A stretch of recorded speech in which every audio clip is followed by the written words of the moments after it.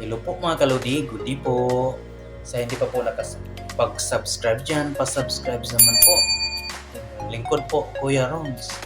Salamat po. Pasensya na po mga kalodi, medyo tagal-tagal po tayo hindi nakapagawa ng content mga kalodi. Na busy lang po sa work mga kalodi. Thank you po sa pag-unawa mga kalodi.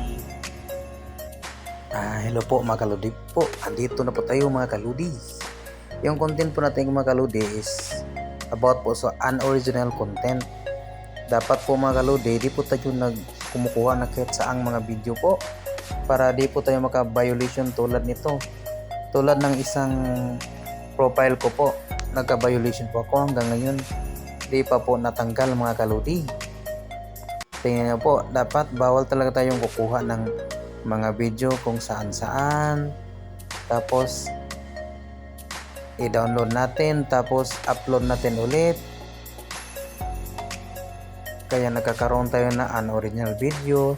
Ang yung iba, meron ding mag-copyright, unoriginal content, yung hindi po sa atin, tapos ginownload natin, inedit, in-upload po natin.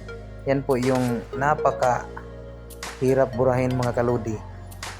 Ang ginawa ko po dyan, nag-send po ako ng appeal mga kalodi doon po sa send report mga kalodi. O ayan, unoriginal content. Kaya di ako na-monetize sa Reels po mga kalodi. O ayan, dapat iwasan talaga natin mga kalodi yung pag-download ng iba't ibang video tapos hindi sa atin, tapos didiretso natin sa pag-upload. Sure talaga yan mga kalodi na magba-violation po yan. So ayan, hindi po ako monetize. Nag-send po ako ng appeal para ma-review po ni Mita ko. Comment down po mga ludi yung mga problema niyo po. Gagawan po natin ng paraan yan. Gagawan natin ng content mga ludi. Mag-comment lang po kayo dyan sa baba. Thank you po and God bless.